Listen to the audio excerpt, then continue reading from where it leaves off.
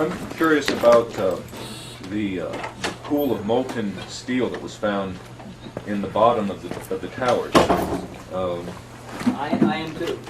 And Please tell me about it. Have you seen it? well, not personally, but eyewitnesses there found huge pools of molten steel beneath the towers, and some scientists don't think that the collapse of the building could have melted all that steel.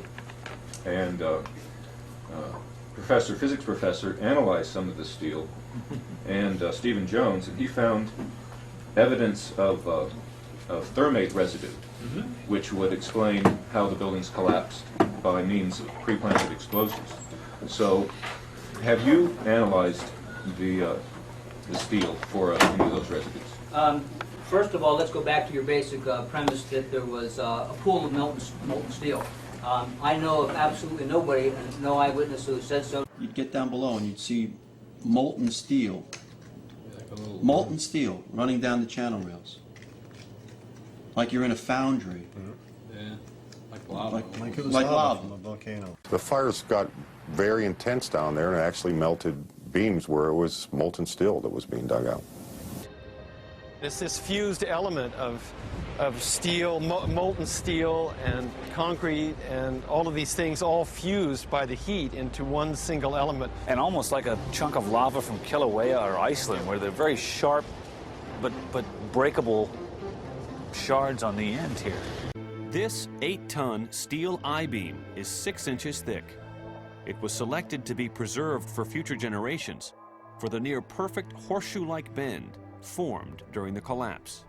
I found it hard to believe that it actually bent because of the size of it and how there's no cracks in the iron.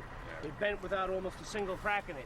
It takes thousands of degrees to bend steel like this. Typically you'd have buckling and tearing on the tension side, but there's no buckling at all. You saw steel, some of the thickest steel I've ever seen, bent like a pretzel.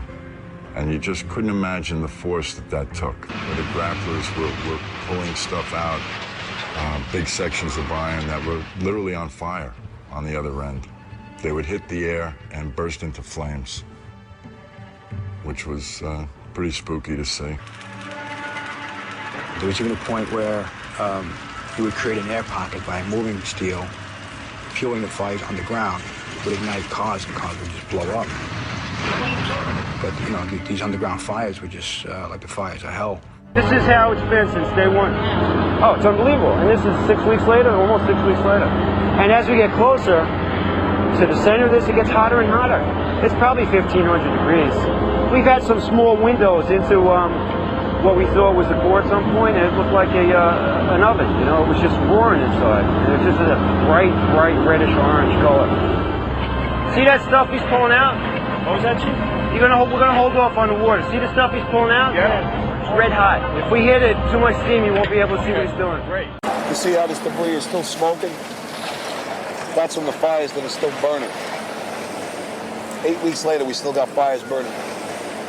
Every now and then, one of the pieces of equipment will dig in, they'll open up a small area, the oxygen will rush in, and you'll get this plume of brown, black smoke coming up. That's because that fire just got more oxygen. So, I mean, these things are burning. At one point, I think they were about 2,800 degrees. Underground, it was still so hot that molten metal dripped down the sides of a wall from Building 6. There were fires of 2,000 degrees Fahrenheit below the ground.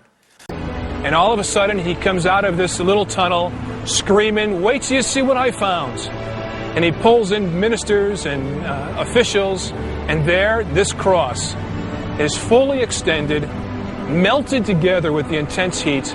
The two beams were never initially part of the same structure. Heat literally melted them together. And the piece of metal that's draped over was molten metal that had literally fallen over one of the arms. Steel-toed boots is one of the biggest things. Steel-toed boots? Steel-toed boots.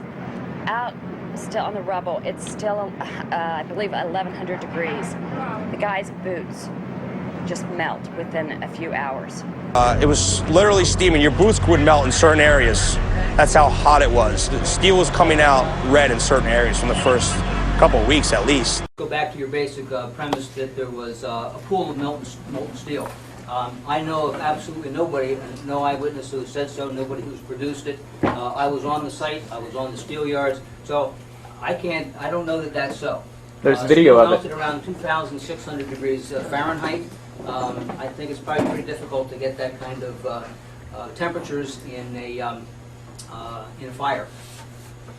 So I don't know the basis. I can't address your question if I don't know the basis. Well, NASA pictures, thermal images showed those sorts of temperatures in the basement. Would you send them to me? Okay.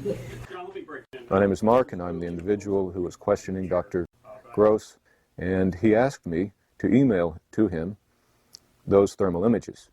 When I approached him after his talk to get his email address for that purpose, he refused to provide it to me. I think this is important because it reveals the attitude of the NIST investigators, which is one of willful ignorance of what really happened on 9/11.